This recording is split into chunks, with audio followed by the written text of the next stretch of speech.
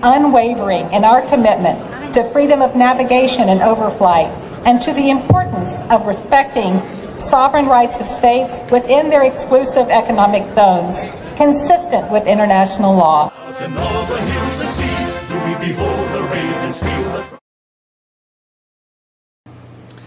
Happy 4th of July!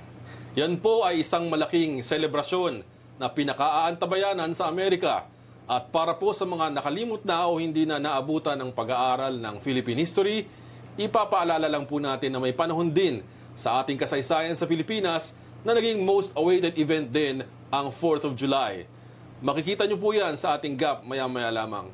Samantala, balikan din natin ang balik-balikatan ng Pilipinas matapos itong ipahinto ng dating Pangulong Duterte. BFF na nga ba tayo uli kay Uncle Joe? Makakabuti ba ang friendship nating ito sa mga Amerikano sa gitna ng tensyon ngayon ng Pilipinas sa China? Ako po muli si Nathan Cruz, ang inyong moderator sa gabing ito para sa Isip Isak. Samahan niyo po kami na pag-isipan at pag-usapan ang nagbabalik tambalan o reunion team ng Pilipinas at Amerika. Kilala tayong mga Pinoy na friendly. Hindi lang personal level ang friendship natin, national level din ito. Ang Pilipinas ay maraming kaibigang bansa at may dedicated days tayo para i-celebrate ang mga friendship na ito. May 22 para sa Philippines-Australia Day, June 9 para sa Philippines-China Day, June 30 para sa Philippines-Spain Day, at ngayon na 4th of July, hindi lang Amerika ang nagdiriwang dahil sa kalayaan nila. Ang Pilipinas din ay nakikiselebrate sa Amerika dahil idineklara ang 4th of July na Philippine-US Friendship Day.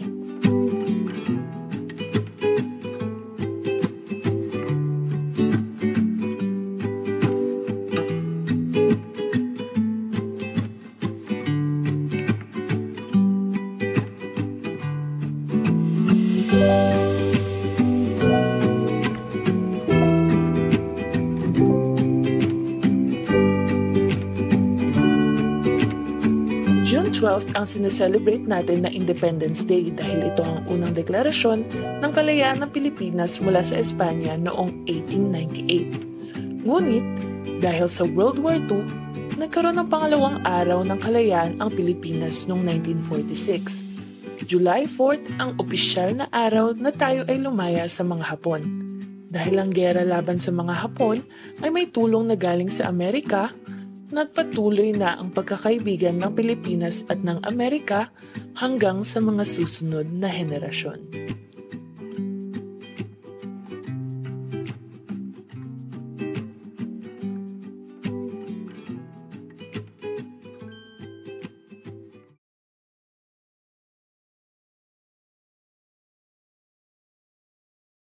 Ending po natin ang bukas na pag-iisip at pagsusuri sa mga usaping panlipunan na may kinalaman din sa ating pananampalataya. Please join our conversations anytime during the show. Mag-comment po kayo o magtanong at aktibong makilahok sa ating talakayan. After the show tonight, you can revisit our pages to replay the show. Ang hashtag po natin para sa episode na ito ay hashtag 4th of July, hashtag balikatan at hashtag isip-isak. Kasama po natin sa ating pag-iisip ngayong gabi ang kauna-unahang babaeng spokesperson ng Armed Forces of the Philippines, si Colonel Francel Padilla. Magandang gabi po, Colonel Padilla. Magandang gabi, Sir Nathan. Magandang gabi po sa inyong mga taga-subaybay. Bukod sa halos 3 dekada sa serbisyo as military personnel, galing po pala kayo sa Philippine Military Academy Sanghaya Class of 2000. Para po sa mga babaeng kababayan natin na nangarap din na maging woman in uniform, ano po ang karanasan ninyo sa PMA at sa militar na pangkahalatan na makaka-encourage sa kanila na ipagpatuloy ang pangarap na yan? Sir, we are part ako ng 4th batch na pumasok sa PMA, na females. So during our time, we were the first batch to complete yung 4 na stages, the 1st to 4th year na may babae. And in PMA, we were groomed for 4 years to become leaders, no? So we underwent the same training as our male counterparts, and it's a very tedious training. Sabi nga, it will really test your wits on end, no? And of course, yung discipline that we are able to garner from the training in the academy. So we entered 20, we graduated 10. So ganun po yung challenges that you have to face.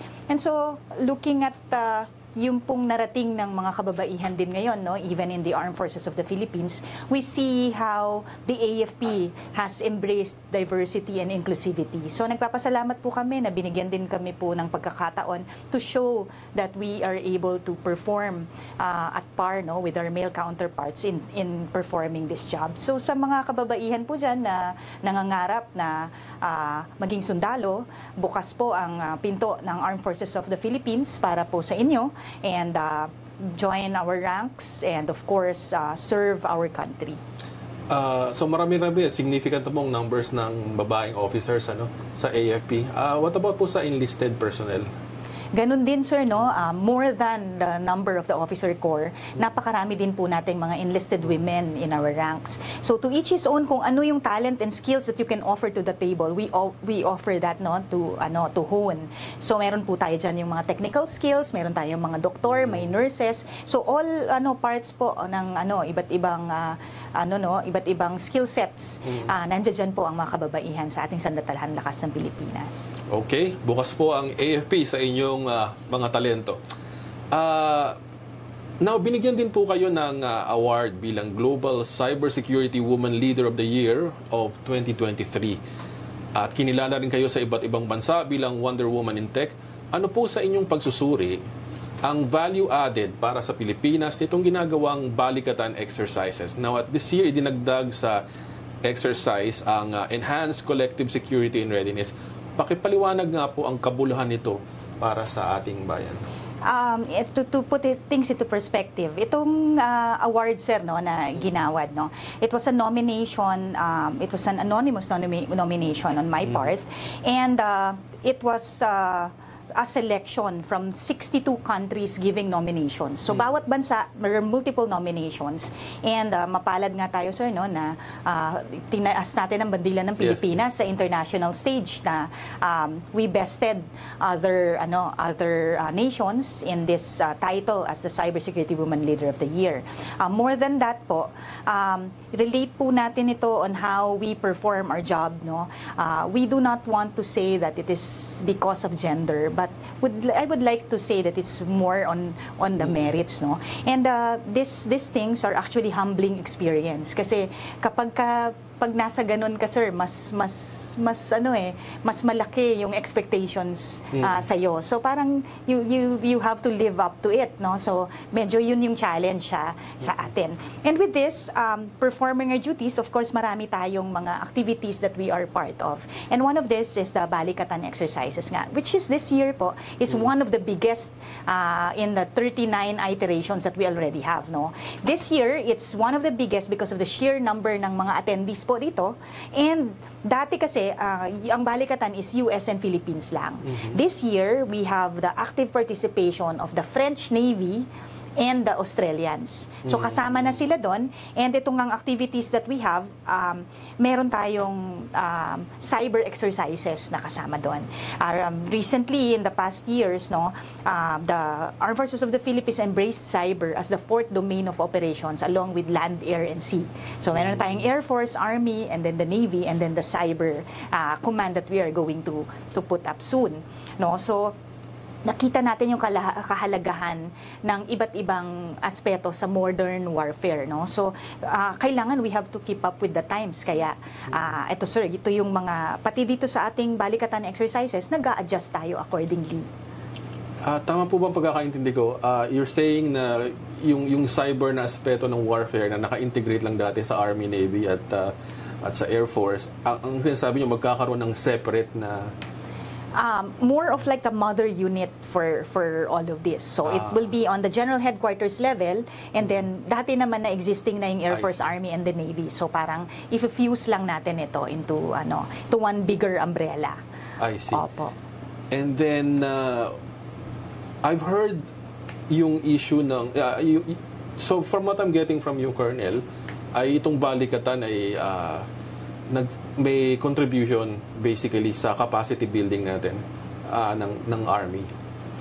Hindi lang sa Army, sir, no. Ang balikatan exercises is the whole of the Armed Forces of the Philippines. So meron tayo diyan yun nga, meron tayong maritime exercises, no. So kinonduct natin yan sa different areas din ng strategic points within the country. And of course, yung Air Force was heavily involved then with the different operations. So pinapakita natin dito, sir, is yung interoperability. Right. Paano na kapag meron mang mangyari, no, yung how do we operate together with our allies. So yung communications natin with them, paano tayo mag-uusap, paano tayo kikilos, no, saan pupunta ang alin, paano ang magiging aksyon ng bawat isa. Yun po yung mga dinedevelop natin with the balikatan exercises. So ito po inherent right ng bawat bansa na i-strengthen natin ang ating defense posture. 'Di ba? Ang sinasabi nga po nila diyan, sadly, in order to attain peace, we have to be prepared for war. So kaya nga po dapat natin i-strengthen yung defense capabilities natin. And with this, we're looking at like-minded nations para po makita natin yung alliance natin kung anuman pong iba't ibang sitwasyon. So by interoperability, you mean enhancing yung teamwork between us and our allied nations? Yes, sir. So lahat yan, sir, no? Meron tayong communication exercises nga, meron tayong information exercises, paano mag-uusap-usap nga, ganyan. Of course, yung maritime and aerial and ground activities and exercises natin. I see, ma'am. Thank you. Now, balikan natin yung history, ano? Because meron tayong balikatan because of the treaties we have with our allies, particularly the United States. Now, noong 1947, ay meron tayong military bases agreement. 1951, nagkaroon ng Mutual Defense Treaty with the US. At noong 1999 naman, naging Visiting Forces Agreement o VFA. At taong 2014, ito naman ang naging Enhanced Defense Cooperation Agreement o EDCA. Para lang po sa benefit ng ating mga viewers, ano po ba ang pagkakaiba-iba? I'm sure they have things in common. So, ano yung mga things in common that these treaties have at ano yung pagkakaiba up to the the present moment? Oo. Sir, no, ang dalawa ang pagkakapareho ng lahat. So, basically, first, it's military cooperation. So, pag sinabi mong military cooperation, lahat po ng ito, tinitignan natin dyan yung joint exercises, joint trainings, and of course, yung interoperability, as we have said a while ago. And ang pangalawa pong pagkakapareho ng lahat is yung, this serves as a legal framework, no? So, itong mga agreements na to and treaties po, ang ano niya is may legal na basehan tayo sa lahat ng aksyon doon, presensya, and how each of us, the Philippine side and the US side, will interoperate with one another. So yun po yung similarities nila, no. In terms of their differences, yung nauna po natin nung 1951, no, it was a lease agreement ng US to the Philippines na from 1951 until it ended in 1991, may lease bases sila for them to have presence in the Philippines. So ito po yung ating Subic Bay, a naval base, and of course the Clark Air Base in Pampanga. So yun po yun. Ang sumunod po dito, no, nagkaroon tayo ng nung 1999 nga, no, yung Visiting Forces Agreement, yung VFA. So yung 1999 VFA says that pwedeng pumunta itong tropa ng mga US to the Philippines and then in and out sila for these joint training exercises, so trainings and exercises. So yun po yun. And then now we have the EDCA nga, no, yung nitong signed in 2014. Ito naman, ang sinasabi nito is we have identified EDCA sites in the Philippines for the US to be able to have yung doon nila unang ilalagay, no, yung parang meron silang repository of their equipment, paglalagyan, and multi-purpose ito, no. So itong purpose nito is pwede po siya for HADR. Itong facilities nito magiging multi-role. So for example po, meron tayong mga mangingisda na nagkaroon po ng ilayuman po ng Diyos sakuna sa dagat, no? Pwede po itong mga evacuation centers, pwede po itong so multi-role po itong EDCA sites that we are saying. Oo. So yun po yung pagkakaiba nila sa isa't isa. Let me just summarize it. Correct me lang uli if I'm wrong, no, for the benefit of our viewers. So basically, yung unang Mutual Defense Treaty involved a lease. Ibig sabihin, base ng Amerika yon. Those are their bases. They had authority over the territory. It's practically American territory within the country. And then, of course, politically, nagkaroon ng mga issue. And then we had to for lack of a better term, we kicked out the US bases, right? We closed it down in 1991. Right. And then after that, we reestablished relations kasi meron pa rin naman talaga yung treaty. Pero limited lang yung access ng Amerika with the visiting force agreement. Yes. So in and out lang sila. Right? And then itong 2014 is sort of like yung nasa gitna ng dalawang scenario. Parang hindi sila in and out. Meron silang mga pwedeng puntahan dito. They can keep their equipment. Pwedeng naroon yung mga tao nila. Pero at the same time, they're not leased. So, base pa rin ng Pilipinas yun. We have authority over... Yes, base pa rin ng Philippines yun. I see. So, yun po ang sitwasyon natin ngayon, dun sa, with yung setup natin with our allied, yung allied American forces. So let's take a bigger view, no? So yun yung relationship ng ating military sa kanilang military right now. But politically, how would you assess yung international relations? Yung friendship na tinatawag natin ng Amerika at Pilipinas sa tensyonadong panahon na ito ngayon. Where do you see us going with our current international relations? Normally, sir, the Armed Forces of the Philippines, we do not comment on political issues, no. But in this case po, no, there are pronouncements naman from the side of the US that they say that their commitment to the Philippines is ironclad. So existing naman po pa rin yung mga treaties na yan, no? Kung ano yung mga pinirmahan natin with one another. The others are overlapping, no? With one another. And they honor that, they said that they're honoring it to this day. We have to take into consideration that the US is one of our long-standing alliances, no? Matagal na po tayo talagang in good relations with them. And we're keeping it up to this day. Now, based on surveys, merong tatlong lumalabas na general stance yung ating mga kababayan given the current situation. Basically, yung international relations ngayon, wala na yung Cold War ng Russia, but still, nung panahon nung 1980s, but still we are influenced to a lesser or more degree nung mga superpowers with which we have international relations. So, yung issue ngayon ng West Philippine Sea with China, and then yung nakahalata rin ng mga kababayan natin na lalong paglakas ng baling natin sa US, which is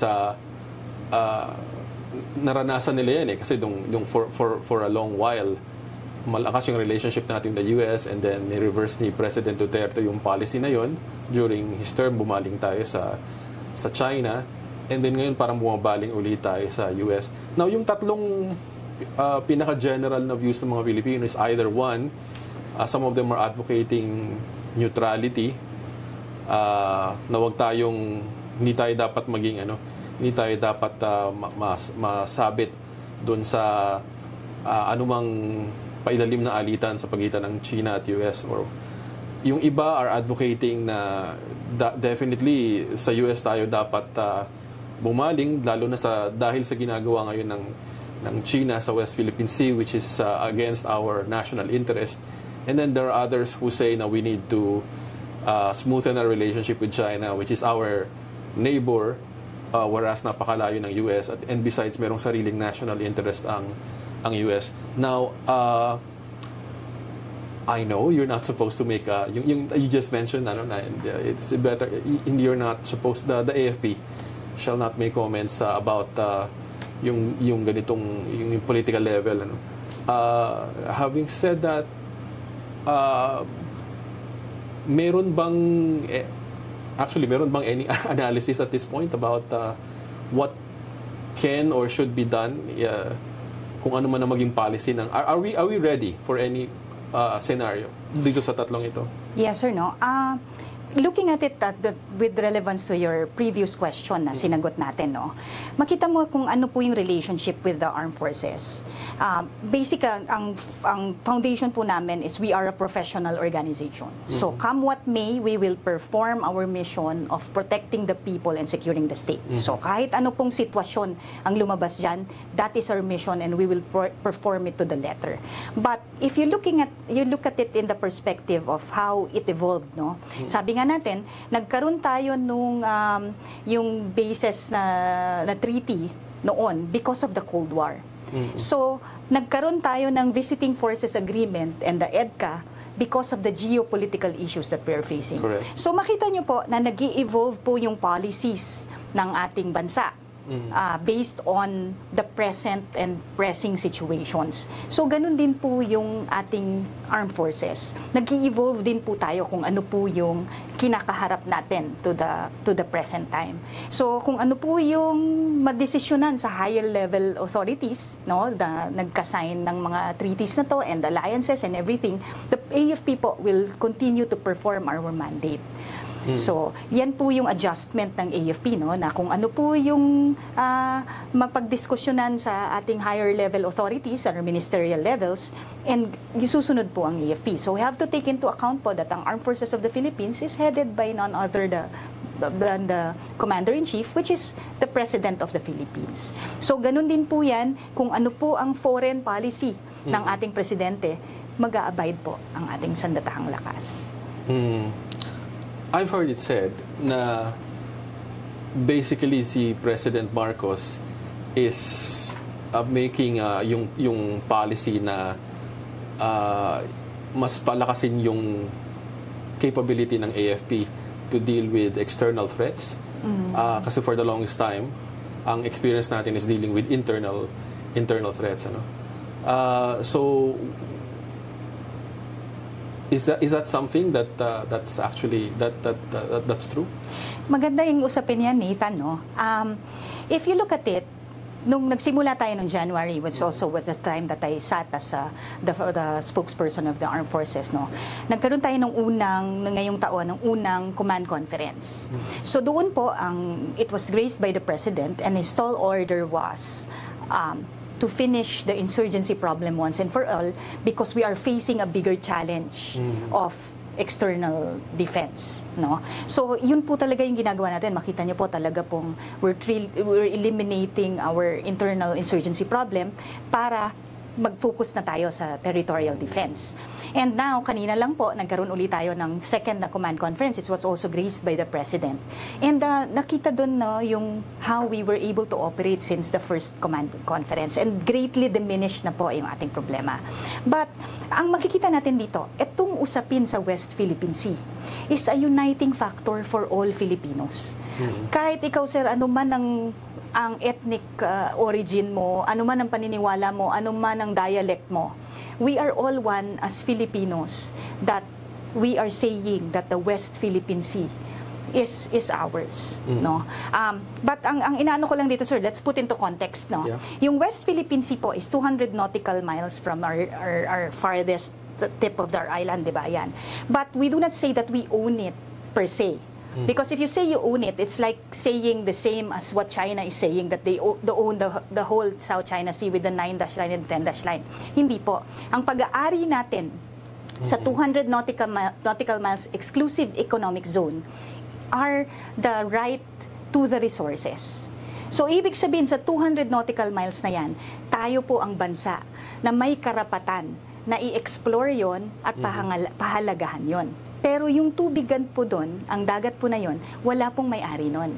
It's open waters and open seas. Kaya nga po, para siyang EDSA, at any one time, it's so busy with commerce, no? Because the maritime ships are going in and out at any one time.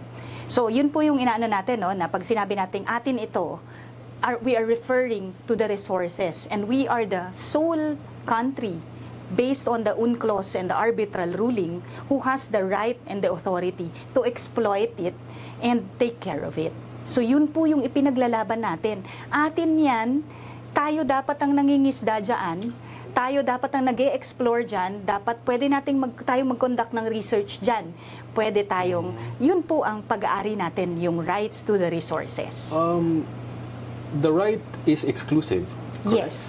So why make the distinction, Colonel? I mean, if you have exclusive rights to an area, it seems to follow that you also own it. So why are we making this distinction between owning the territory and having rights to? Because yun po yung lumabas sa ruling, no? Lahat po ng bansa, 200 nautical miles from their farthest, has the right to the resources. So exclusive economic. Kaya nga po, exclusive economic zone. But hindi mo siya pag-aari na sasabihin mong no entry. Yun lang, just to say na kaya po siya open waters. You can still pass through it, right of innocent passage. Yan po yung sinasabi natin dyan. So yun yung distinction. Yes, so sir. if you own it, Opo. you're basically saying you cannot come in without our say-so. Yes, so what we're saying is, you can come in, but you don't have the right to explore yung resources dyan. Yes, Amin lang yun. opo. Okay. So we are the ones to preserve it, pangahalagahan natin siya. So, Yan po yung ipinaglalaban natin. Kasi nasisira yung mga bahura natin dyan, and hindi tayo pinapayagan ng mga mangingisda nating mangisda dyan, but we have all the right to fish in those waters. We have the right. It's the same as saying they don't have the right. Yes, sir, because of the arbitral ruling that came out, that right. that ruled in our favor. Okay. Oo. So anyway, magandang distinction po 'yon. Sana may bago tayong natutunan today sa ating mga viewers, yung Now I hate to ask you about politics kasi nga spokesperson kayo ng AFP and you have to be careful what you say, and we stay with as a professional organization, as you said, we stay with military matters. So I do wonder if I can ask you personally, not in your capacity as AFP spokesperson, ano yung nararamdaman yung napipisil ngayon ng mga tao, ng mga tropa natin, ano? Kasi sa US ngayon, admittedly sure kaibigan natin because of policy, but policies change and our relationship will change with the policy. And this coming year, magkakaroon ng eleksyon, Trump versus Biden.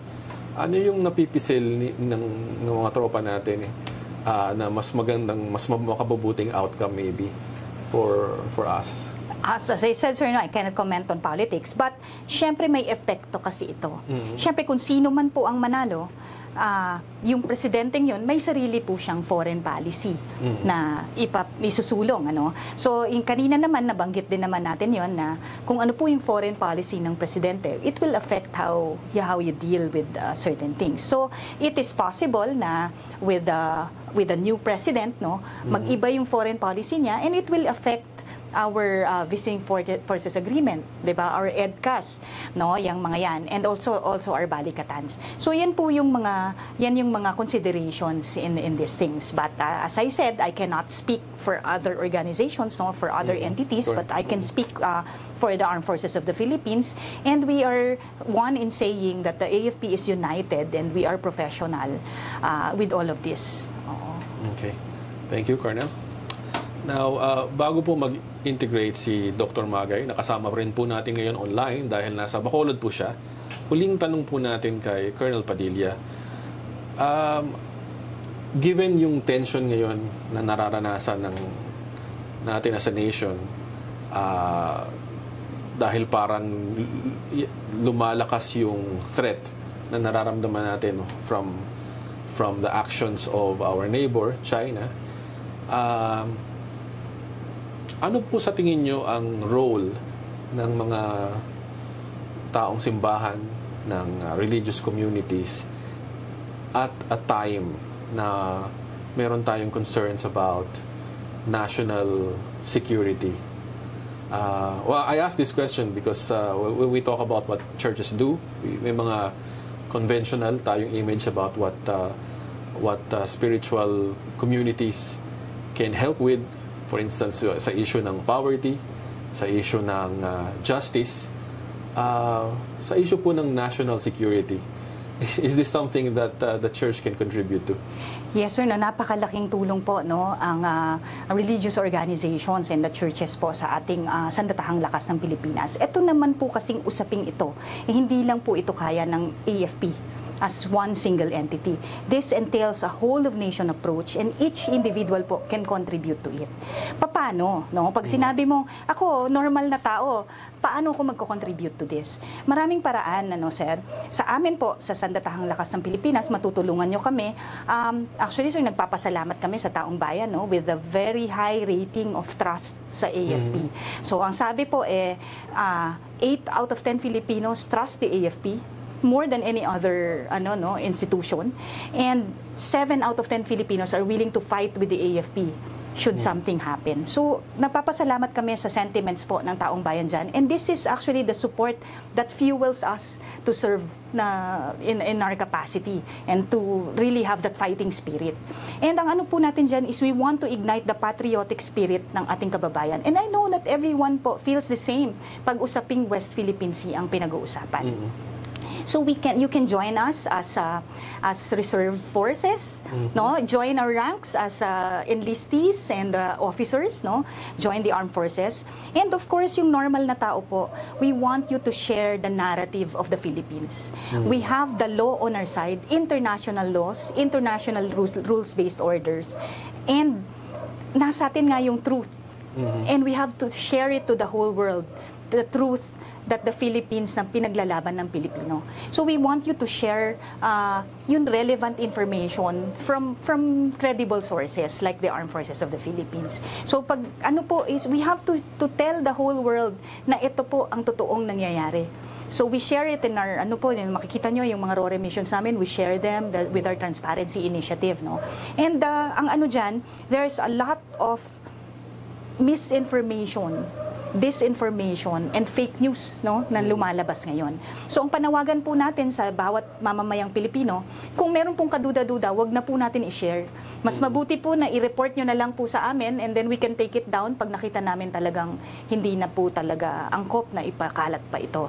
So rather than sharing it po and contribute pa sa disinformation, then let it stop with you pagka nakita mong may kahina-hinalang ang ganon. Over and above that, we have to share the truth. And ang dyan, we value po your reports kasi ang Sandatahang Lakas naman po, hindi naman po nandyan at any one time sa bawat panig ng ating bansa, So we value po yung mga sinashare na information for us to look deeper into in terms of national security. So mga ganyang bagay po, makakatulong po ang bawat mamamayang Pilipino. And of course, sa ating mga organizations and we also value support to the AFP. We're doing a lot of modernization programs and all. And yun sir, yung sinabi nyo kanina, yung churches po, humanitarian humanitarian response, So pag may mga sakuna tayo, magtutulong-tulong po tayo diyan sa ganyang mga operasyon. Okay. Last question po about yung nabanggit nyo kanina, yung ikalat natin yung tamang narrative, ikalat natin yung truth. Issue na din ng disinformation. I've been seeing a lot of parang narratives sa internet na medyo defeatist. Yes. I've heard people say na kalimutan na natin yung ating national interest sa West Philippine Sea dahil wala naman tayong kakayanang i-defend yung ating national interest. Are we really going to start a war with China?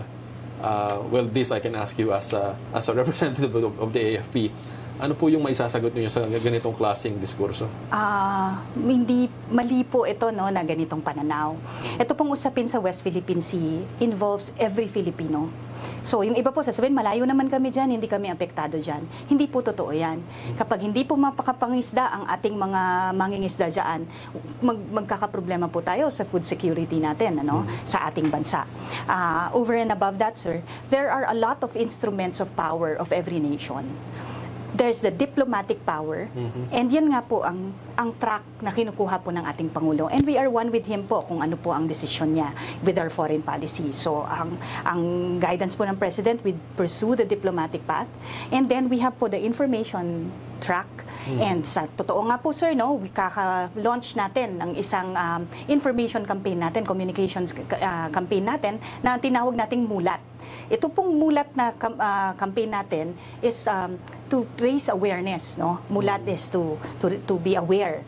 So ito, sir, ang battle cry natin dito is our seas, ito yung ating karagatan, our rights, ang ating karapatan, our future, ang ating kinabukasan. And ito pong West Philippine Sea na to, dapat po nating alamin. Ito po yung ginagawa natin, no? That's why we really thank you for having our voices be heard, no? Maganda po na malaman natin itong mga usapin tungkol sa West Philippine Sea. How can we contribute and ano po yung impact nito sa bawat mamamayang Pilipino? And pag alamin po natin, suportahan po natin ito and ating ipaglaban. Ang sabi nga po natin, sir, sa manlulupig, hindi tayo pasisihin. Thank you so much, Colonel Padilla.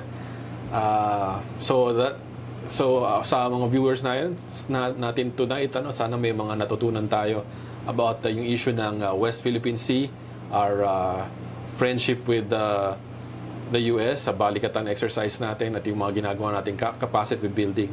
Ulitin ko lang yung sinabi ni Colonel na yes, of course, we're all threatened by the West Philippine Sea issue, pero maraming tracks na ginagawa ang ating leaders in order to deal with the issue, diplomatic information, and of course, kung kailangan, handa ang ating military to deal with the threat along with our allied nations.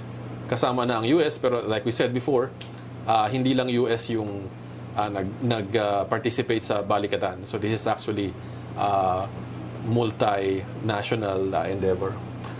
Okay.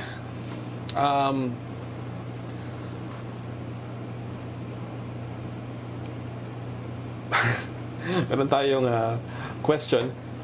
Do you have any comments on since yung tech yung field mo, ma'am?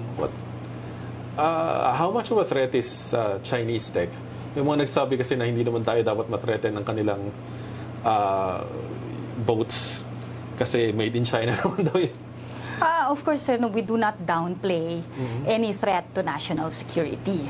So, a threat is a threat, and a threat should be addressed by the Armed Forces of the Philippines. So, ang sinasabi nga natin dito, looking at the track that we're looking into, dinagdag natin yung cyber as a fourth domain of operations. Why cyber? Because in the cyber domain, sir, walang mayaman at mahirap na bansa dyan. No, we are all in a level playing field, but it's the skill set na magkakatalo. And this is a war on words, a war on information. So kaya nga ang panawagan natin dyan is lahat ay maging mapanuri and look at what you're reading, kung ano po yung verified ba talaga itong source na ito, bago natin ito paniwalaan or ipakalat pa. Oo. So idagdag ko lang, kanina naputol tayo doon sa usapang yung powers of the nation, So sabi nga natin, diplomatic, that is what we're going the track with, and we have the information, and we have the military, ang sabi nga, in-enhance po kanina, sir, but this is the last resort na po talaga natin kung hindi po natin and another is economic. So ang ano po natin dyan, nakikita po ng buong mundo yung totoong nangyayari, and because this is being seen, kaya nga sabi natin, if every Filipino will put the truth out there, then the whole world will see. So dami ng Pilipino, sir, and our great online presence, the whole world will see the truth and the reality of what's really happening. And we ask more of them to be one with us sa usaping ito. So yan, meron tayong mga economic sanctions din that we can impose as a nation, So yung mga ganyan, sir. So these are all different instruments of national power that one nation can use, not necessarily going to war. That's right. Isang araw kasi sa dahilan na tinanggal ni President Xi ang 14 generals niya dahil sa corruption, at yung mga missiles nila ay tubig na ang laman galing sa isang documentary. Well, any comments on the nabanggit kasi natin na ini-engage natin ang ating mga kalaban sa iba't ibang areas. Is this something that we can exploit? Corruption? As I said, sir, no, we do not deal with political issues. What the AFP can do po is protect the interests in terms of guarding our territorial sovereignty to transcend towards the cyber domain by putting out the truth and the real narrative to certain scenarios. I think we shall end there. And it's a good takeaway for our viewers, ano, that yung military option natin is a last resort. Kasi ultimately malakas pa rin nating weapon against threats like this is yung truth. Sa puntong ito naman ay pakinggan natin ang editorial ni Dr. Mel Padilla Magay mula sa Bacolod.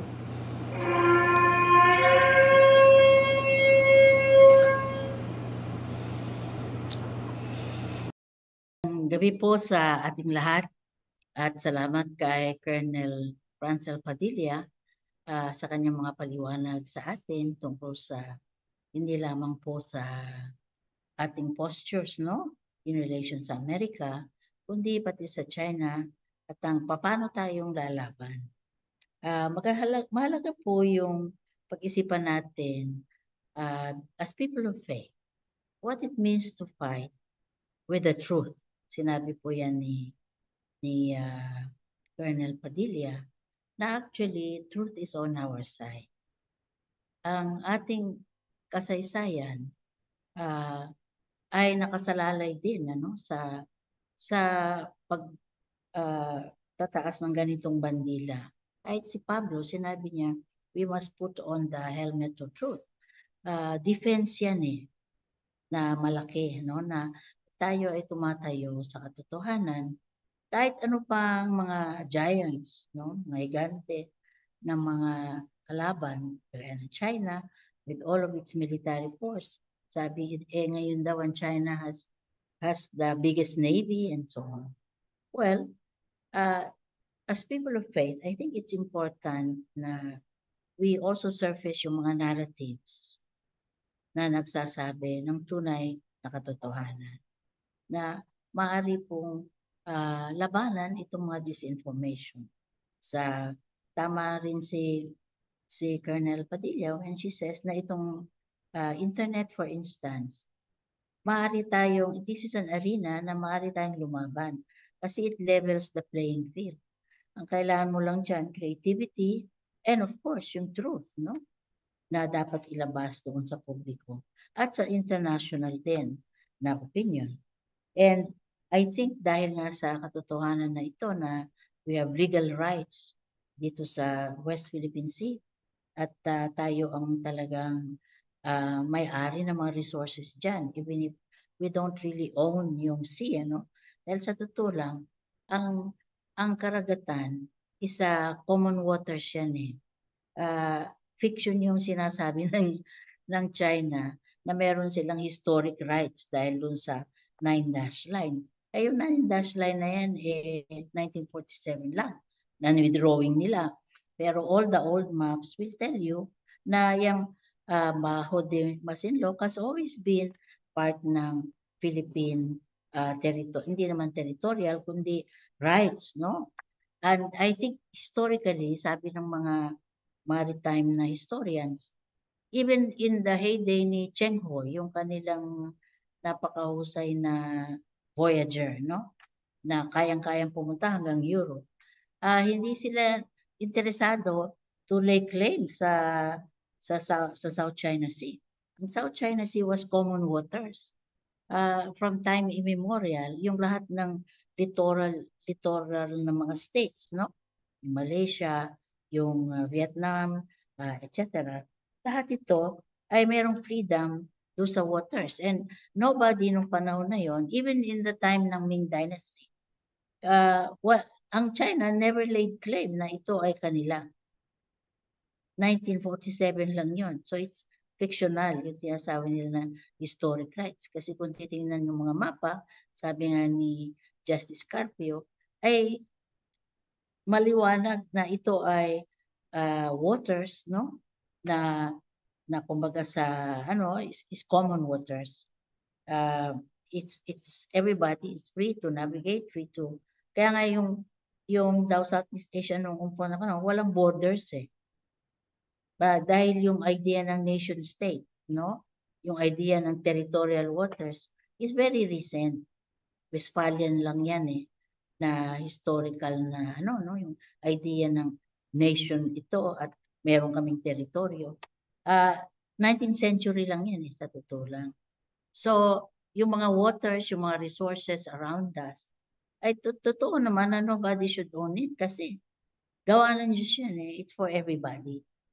And sa totoo lang, yung sabi nila, they have what, 1.2 metric tons ng fish dyan sa mga waters na yan.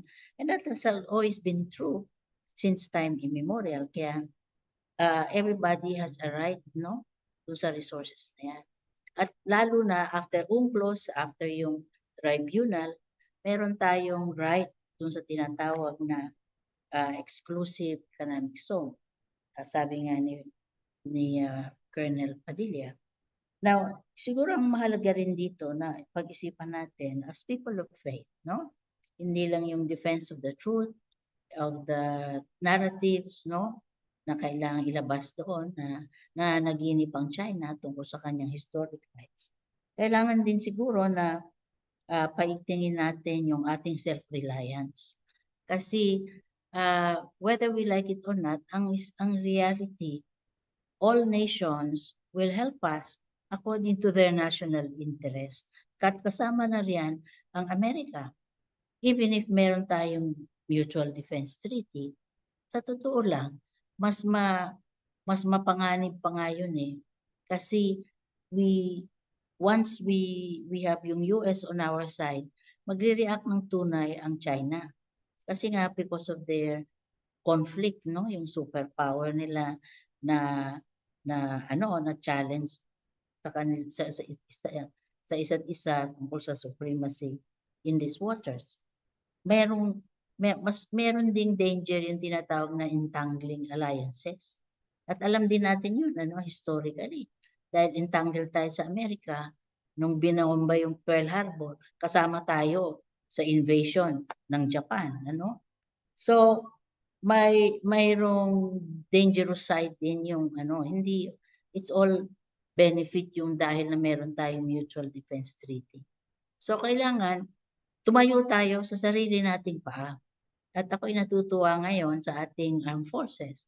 Halimbawa, si General Bronner, no, was saying piracy yung ginawa nila na dinisarm yung ating mga boats, no? They climb aboard, yung mga ganyan. And yet, at the same time, meron ka rin itong si Bersabin, saying that was a misunderstanding. So, dapat ipag-pray natin na ang talagang gumagawa ng polisiya tungkol sa West Philippine Sea ay yung makagayan nila General Bronner at yung posture ng military natin ngayon na talaga ipaglalaban ang sovereignty at territorial claims ng Pilipinas. At ako'y natutuwa na at least gano'n ang posture ng ating sandatahan sa panahon ito.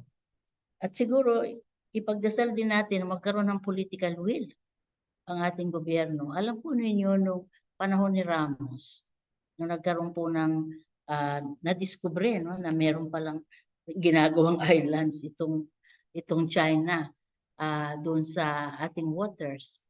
Sinabi niya sa kanila,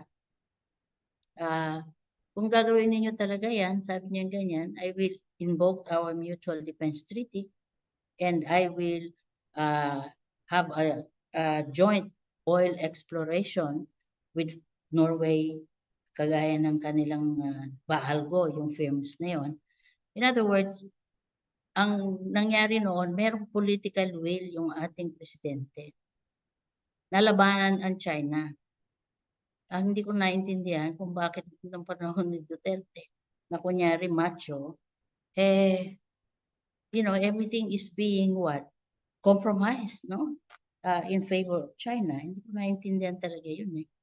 And siguro sa scripture, sinasabi sa atin, importante na we have the political will to rely on ourselves. Yung huwag tayong kakapit kahit kanino. Yung mga sinasabi na dito tayo sa China o dito tayo sa Amerika. And in fact, ang Pilipino naman, mahusay makipagkaibigan. Sabi nga ni Colonel Padilla, hindi na lang ito Amerika at Pilipinas. You have other nations, observer nations coming, France, Germany, Australia, ganyan.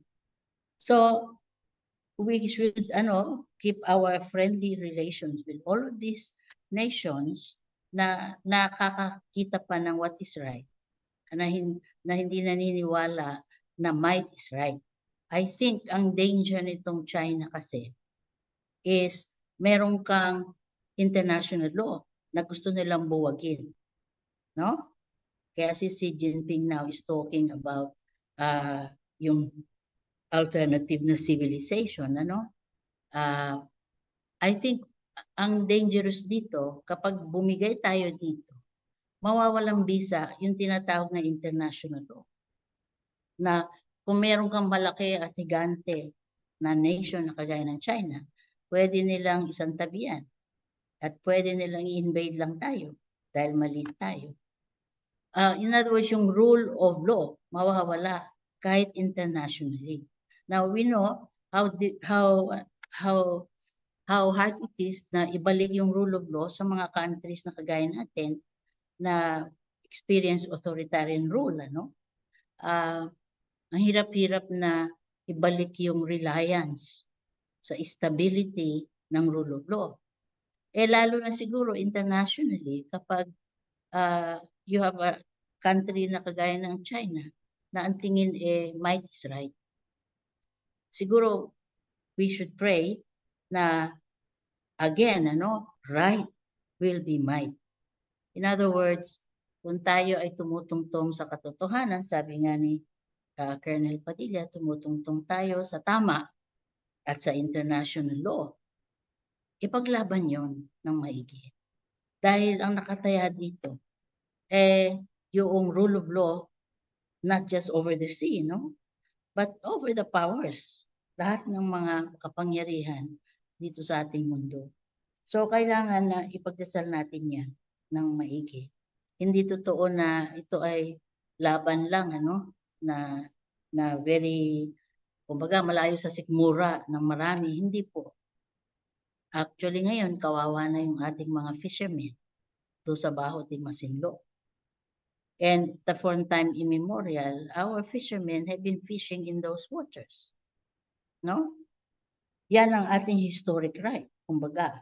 Now, siguro yung isa pang issue is yung issue na dapat nating pag-isipan na ang defense ng Pilipinas hindi lang external kundi internal. And this is what bothers me ngayon, yung mga revelations sa Senate tungkol sa POGO na ito ay nagiging virtual na states, within our sovereignty.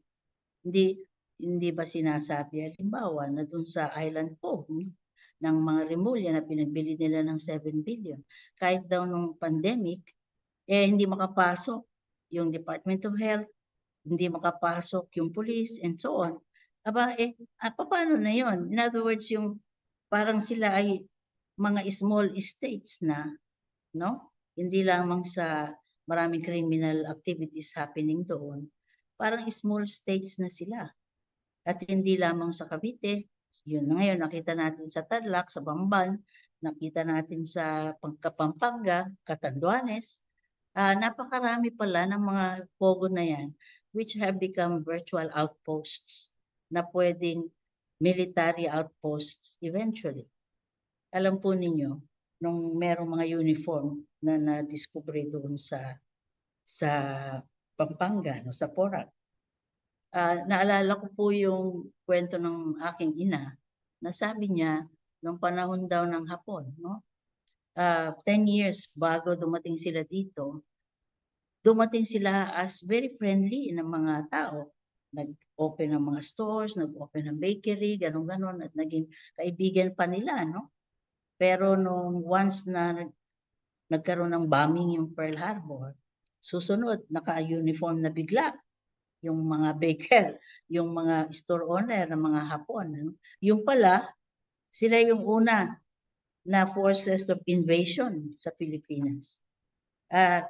Masakit sa parents ko yun dahil mga kaibigan nila yun eh. Hindi nila alam na yung pala ay mga advanced party, no, ng military ng Japan. At maaari ang kasaysayan na yan ay maging totoo uli sa ating panahon, ano? Maulit, yung history will repeat itself. Na hindi natin alam, itong mga pogo na ito are actually virtual military outposts. And sinasabi rin ng mga research ngayon, halimbawa, si Alice Guo, ang kanyang family sa China are actually connected sa Communist Party of China. So it's important na maintindihan natin itong malaking usapin na ito. And for all of us to ask ourselves, what will it take to have peace? Ang tingin ko, yung sinasabi sa scripture na we learn to trust God in ourselves. Kagaya ng Vietnam, maliit lang din yung Vietnam eh. And it's doing this balancing act between America and China. And I don't see why we cannot do the same. In other words, we trust ourselves and we trust God. Kagaya nung panahon na sa scripture, no? Yung we have a historical lesson dun sa fact na itong sila Sidikaya, yung mga Israel na kings nung panahon ng siege ng Babylon, they relied sa Egypt, no? Sabi ng mga prophets, yung Egypt na yan is a broken stick. No? Whether you like it or not, yung judgment ng Diyos will come in the form of Babylon. And so, mahirap po na maki-apid lang tayo at mag-rely lang tayo sa mga so-called allies natin. Kasi yung mga allies will only do and help us only because their own interests are at stake. Yan po yung reality niyan. Kaya kung akong tatanungin, mahalaga that we stand on our own feet. Maganda yung nangyayari ngayon na tinataas natin yung capacity ng ating armed forces. Si Ramos noon na kumuha ng mga bilyones para ma-modernize ang ating armed forces. Instead of saying wala tayong magagawa dahil baka tayo ay magkaroon ng digmaan. Sa totoo lang po, historically ang China does not invade. Hindi po invasion ng kanilang military at least. No? Hindi sila, walang military invasion na ginagawa yan. Ang ginagawa nila, annexation. In the same way they annexed yung Xinjiang. Yan, in-annex nila yung Tibet. At ngayon, gusto nilang i-annex ulit yung Taiwan. Dahil kanila raw yun. Now, pero hindi sila yung you will invade militarily. Hindi sila ganun eh. Yung takot ni Duterte dati, kalokohan lang yun. But I think at the same time, we need to say na as much as possible, whatever happens, we trust God and we trust ourselves. Yan po yung dapat na we don't get into the left or to the right ng mga alliances. And it's a happy thing na meron tayong mga allies, no? Meron tayong mga kaibigan. And while we maximize our friendships, we also should be aware na itong mga friendships na to are mainly because they are rooted din sa kanilang national interest. Kaya tumayo tayo sa sarili natin and we trust God that He will help us. So, ganun lang.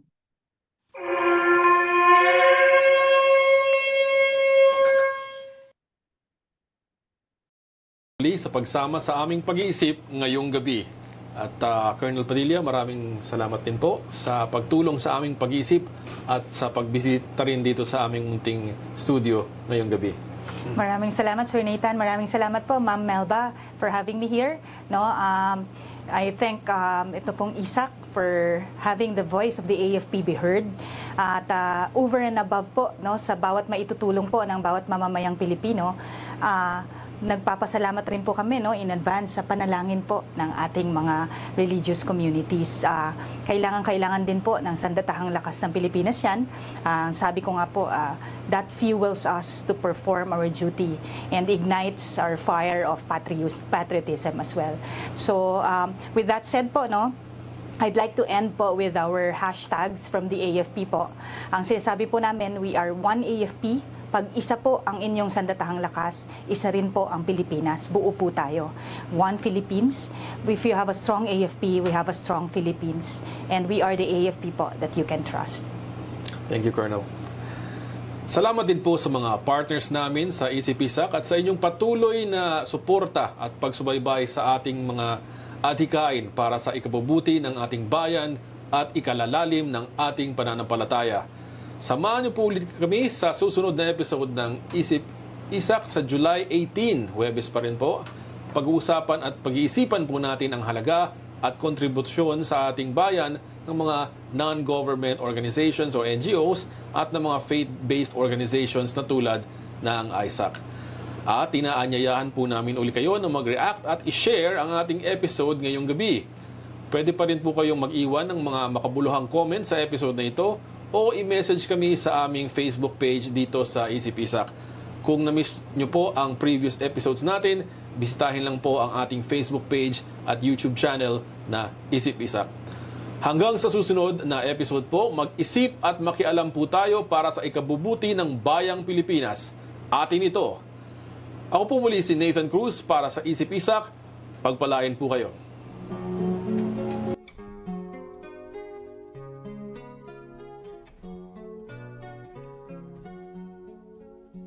Ang maging tunay na Pilipino sa isip, salita at sa gawa, siyang nakaukit sa aking puso dahil may lalang ang may akda.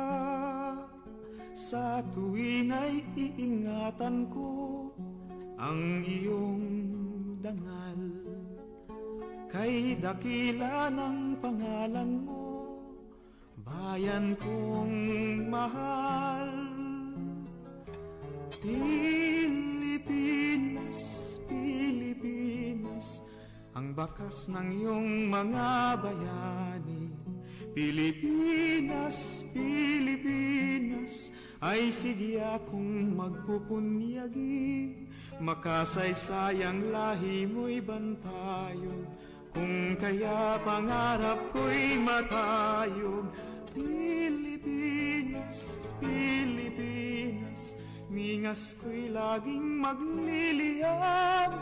Adhikain mo't hinahangad, layunin kong matutupad.